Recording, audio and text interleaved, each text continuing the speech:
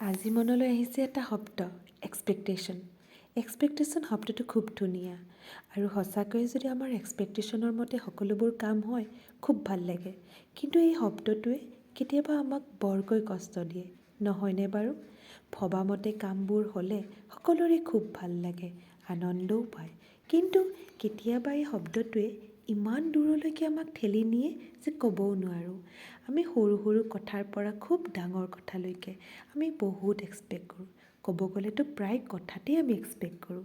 ৰাতিপুৱা উইছ কৰাৰে পৰা birthday wish হওক, এনিভাৰ্চাৰী উইছ হওক বা আমাৰ কৰ্মদক্ষতাত কোনোবাই এপ্ৰিচিয়েট কৰাৰে পৰা কেৱল এক্সপেক্টেশ্যন।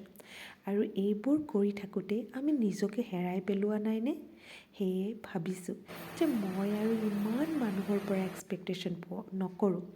আচলতে কি জানে, বহুত এক্সপেক্ট কৰিছিলোঁ, বহুত কৰোঁ এতিয়াও।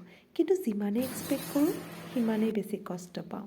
সেয়াই নিজৰ জীৱনত আগবাঢ়ি যাব বিচাৰোঁ। চাওকচোন, ছোৱালীয়ে কেৱল লেতেৰা কৰিছে আৰু মাকে চাফা কৰিছোঁ। এয়াই জীৱন। আচলতে আমি আমাৰ কৰ্ম কৰি যাব লাগে। আৰু জীৱনত আমাৰ সুখ দুখ সকলোৰে থাকে। এক্সপেক্টেশ্যনছবোৰ হয়তো পূৰা হ'বও পাৰে, হয়তো নহ'বও পাৰে। তাতকৈ আমি এটা কাম কৰাই ভাল দেখোন।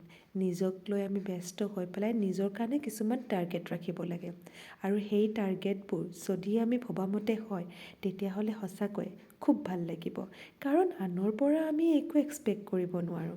কাৰণ আমি আনক একোৱেই নাজানো, বিশ্বাসো কৰিব নোৱাৰোঁ। আজি যদি ভাল হৈ আছে ক'বতো নোৱাৰোঁ কালিলৈ আমাৰ লগত কেনেকুৱা কৰে। সেয়ে এক্সপেক্টেশ্যন শব্দটোলৈ বৰকৈ মন নিদিয়াই ভাল।